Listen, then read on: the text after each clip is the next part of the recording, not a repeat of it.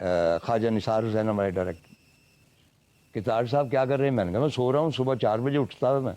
تو کہنے لگا کہ ضیاء الحق کا پلین جو ہے وہ بہاولپور میں کریش ہو گیا اور سارے لوگ وہاں مارے گئے، اور کل صبح آپ نے آن ایئر جانا ہے. میں نے کہا خواجہ صاحب بات یہ کہ چونکہ میں وہاں پہ ایز مستنصر حسین تارڑ آتا ہوں، میں مرحوم صدر کی اس طرح تعریف نہیں کر سکوں گا جس طرح آپ چاہتے ہیں، تو کسی اور کمپیئر کو بلا لیجیے کل کے لیے، یہ میں نہیں کر سکوں. انہوں نے کہا کسی اور کو بلایا تو سب کو پتہ چل جائے گا کہ آپ نے انکار کر دیا. میں نے کہا پھر میں یہ کر سکتا ہوں کہ آپ مجھے لکھ کے دے دیں اور وہ میں پڑھ دوں، میں اپنی طرف سے نہیں کہوں. چنانچہ اگلی صبح مجھے لکھ کے دیا گیا، تو میں نے کہا کہ یہ ہمارے نیوز سیکشن کی جانب سے رپورٹ آئی ہے، یہ میں پڑھے دیتا ہوں. وہ میں نے پڑھ دی. اس میں جو انٹرسٹنگ ایلیمنٹ تھا، دوسرا یہ تیسرا دن تھا جب میں آن ایئر تھا، تو ایک کارندہ آیا ٹی وی کا، اور جب میں آف ایئر گیا، ایڈ وغیرہ چل رہے، اس نے ایک پرچی رکھی تو اس کے اوپر لکھا ہوا تھا کہ ابھی ابھی کیبنٹ نے فیصلہ کیا ہے کہ ضیاء الحق صاحب شہید ہیں. اس سے پہلے ان کے ساتھ مرحوم آتا تھا، یہ آپ چیک کر لیجئے. 2 دن وہ شہید نہیں ہوئے. تو آئندہ آپ نے ان کے نام کے ساتھ شہید کہنا ہے. تو جب میں آن ایئر گیا ہوں تو میں نے وہ پرچی پڑھ کے سنا دی، مطلب ایز سمپل ایز دیٹ. تو یہ ایک ہسٹوریکل ایلیمنٹ. اب جس کی طرف اشارہ ہو رہا ہے یہ میں نے بہت کم شیئر کیا ہے. ہوا یہ کہ بھئی ایک روز پریزیڈنٹ لغاری تھے، اور ان دنوں پریزیڈنٹ لغاری کی بی بی بے نظیر کے ساتھ تھے کوئی اختلافات تھے. تو پریزیڈنٹ ہاؤس سے مجھے انویٹیشن آئی کہ کل اتنے بجے پریزیڈنٹ لغاری آپ سے ملاقات کرنا چاہیں گے. اب مجھے بڑی حیرت ہوئی، کیونکہ مجھے قطعی طور پہ شوق ہی نہیں ہے کہ ان لوگوں سے ملنے کا، کہ بھئی کس سلسلے میں. میں نے پوچھا کہ نہیں، وہ آپ کے ساتھ جو ہے ازبکستان روڈ وہ پروجیکٹ ہے، وہ ڈسکس کرنا چاہتے ہیں، کیونکہ انہوں نے سنا ہے کہ آپ پچھلے دنوں وہ یہ یاکسرائے والا جو ٹرپ تھا پامیر کا، آپ وہاں پہ گئے تھے، تو you have seen the whole landscape, تو وہ ڈسکس کرنا چاہتے ہیں. میں نے گڈ انف. اب جب میں گیا ہوں، پہلے آپ جانتے کہ وہ ملٹری سیکٹری وغیرہ ہوتا ہے یا جو بھی کوئی آفیسر، اس نے بات مجھ سے کی.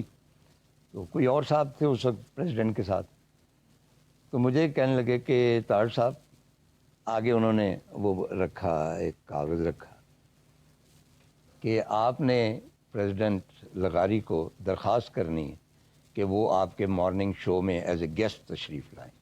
میں نے کہا جی میں تو ازبکستان روڈ کے لیے آیا ہوا ہوں، اور دوسرا یہ ہے کہ یہ میری ثوابدید تو نہیں ہے، میں تو ایک عام ڈے ورکر ہوں اور روزانہ کے پیسے لے کے گھر چلا جاتا ہوں، میری کوئی اختیار تو نہیں ہے. یہ تو منسٹر فار انفارمیشن کا ہے یا مطلب کہ ایم ڈی. کہنے لگے جی نہیں، پریزیڈنٹ کی یہ خواہش ہے کہ آپ ہی ان کو انوائٹ کریں. اب میں کیا کرتا؟ تو میں نے وہ لکھا کہ جناب میرا بڑا پاپولر شو ہے، it be an honour if you come to that show وغیرہ وغیرہ، دستخط کریں. دستخط کر دی. اس کے بعد لغاری صاحب سے ملاقات. لغاری صاحب نے قطعاً بات نہیں کی کہ میں نے اپنے آپ کو انوائٹ کروایا ہے. تو ہم باتیں کرتے رہے، یہ وہ سارا کچھ. تو میں نے کہا جی کہ اس طرح مجھے باہر اس خواہش کا اظہار ہوا ہے کہ آپ آنا چاہتے ہیں. تو کہنے لگے نہیں، وہ تو میرا خیال تھا کہ آپ کی طرف سے کوئی درخواست آئی. اب میں ان کو کیا سامنے تو نہیں بڑے لوگوں کے کہہ سکتا کہ جناب آپ جھوٹ بول رہے ہیں. تو میں نے کہا جی ہاں وہ میری بھی خواہش ہے. تو کہنے لگے کہ اس کو سنا ہے کہ صرف خواتین دیکھتی ہیں. تو میں نے کہا جی خواتین بھی تو ووٹ دیتی ہیں. If you are a democratic person تو 50% ووٹ آپ کو چلے جائیں گے اگر آپ آئیں گے. اس قسم کی گفتگو ہوتی رہی، چائے وائے جو بھی آدھا پونا گھنٹہ. اگلے روز ان کا ٹیلی فون آ گیا ملٹری سیکٹری کا کہ آپ بتائیں کون سے دن کیا کرنا ہے. تو میں نے پلان کر لیا کہ اس کو کس طرح میں کروں گا. لگے گا کہ یہ لائیو ہے، لائیو ہوگا نہیں، پہلے ریکارڈڈ ہوگا وغیرہ وغیرہ. انہوں نے کہا جی کب؟ میں نے کہا یہ گیم ہاتھ سے نکلتی جا رہی ہے، یہ 2 بیلوں کی لڑائی ہے، اس میں نے پس جانا ہے مینڈکن. I went to the headquarter. تو میں وہاں پہ گیا تو وہاں پہ میں نے چٹ بھیجی تو شی واز بزی. تو وہ کہنے لگی کہ 10 منٹ آیا کہ انتظار کیجیے. تو میں نے لکھا کہ madam the matter concerns the president of Pakistan. Madam تو بھاگتی ہوئی آئیں. آخر کیا ہوا؟ میں نے کہا اس طرح وہ میرے مارننگ ٹرانسمیشن میں آ رہے ہیں. تو ان کو کس نے انوائٹ کیا؟ میں نے تو نہیں کیا. میں نے کہا جی آپ نے تو نہیں کیا، میں نے کیا. کہنے کہ بس وہ اپنا ہوا کے گھوڑے پہ. آپ پتہ ہے کہ جو ہمارے صاحبان اختیار ہوتے ہیں، اب ایم ڈی کیا ہوتا ہے دنیا میں سب سے زیادہ فرعون پاکستان میں ہوتا ہے. ایک چھوٹا سا جو جونیئر کلرک ہے اس کے پاس کچھ تھوڑا سا اختیار آتا فرعون بن جاتا. چینج ہے کہ M D P T V at that time. انہوں نے کہا کہ آپ کون ہوتے تھے یہ کرنے والے؟ آپ کو اختیار نہیں کیا، کس طرح گئی یہ وہ؟ نہیں آپ نے کیوں انوائٹ کیا؟ دستخط کیوں کی انویٹیشن؟ کیونکہ she was a friend of بے نظیر. ان کو پتہ تھا کہ ان کا آپس میں ہے. اور لغاری صاحب بھی یہ چاہتے تھے کہ ٹی وی پہ آ کے میں اپنا امیج جو ہے وہ بہتر کروں اور اپنی ذرا لابی اسٹرانگ کروں. انٹیریئر موٹیو تھا، اس کے لیے مجھے استعمال کیا جا رہا تھا. تو میں نے ان کو یہی کہا، میں نے کہا بی بی بات یہ ہے کہ اگر پریزیڈنٹ آف پاکستان مجھے حکم دیتا ہے کہ مجھے انوائٹ کرو تو کوڈ آئی ریفیوز؟ مجھے آپ بتاؤ. اس کے بعد انہوں نے لکھا کہ نہیں تارڑ کے علاوہ کوئی اور کمپیئر. اب انہوں نے ایک اور حماقت کی. جواب میں آیا، میں نے وہ خط دیکھا کہ ہمیں تارڑ کے علاوہ پریزیڈنٹ کو اور کوئی قبول نہیں ہے کمپیئر. اب ان کو پکا شک ہو گیا کہ یہ لغاری صاحب کے ساتھ، حالانکہ میرا کوئی تعلق نہیں. تو فائنلی یہ ہوا کہ خوش قسمتی میری تھی کہ حیدرآباد گئے لغاری صاحب.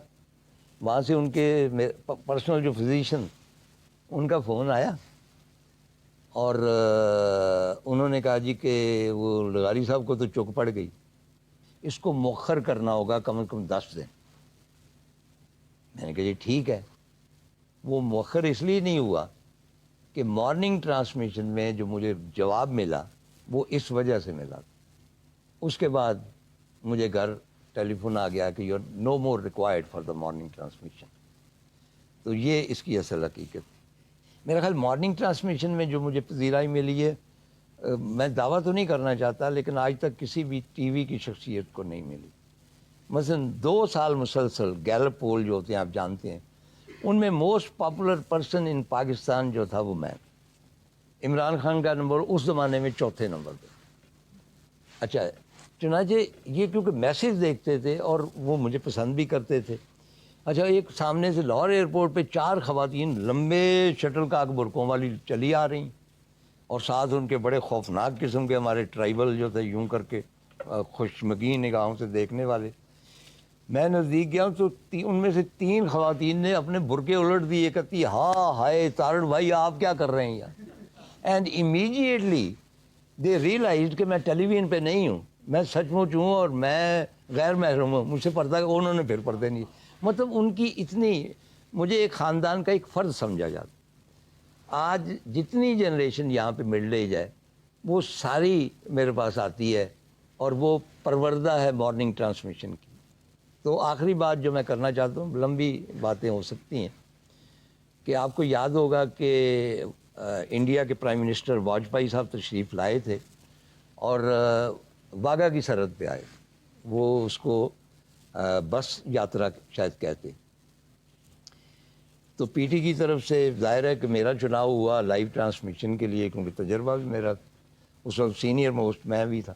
تو نوید شہزاد ساتھ تھیں کہ بھئی انگریزی میں اگر کرنا پڑے، میں اردو میں کر رہا تھا.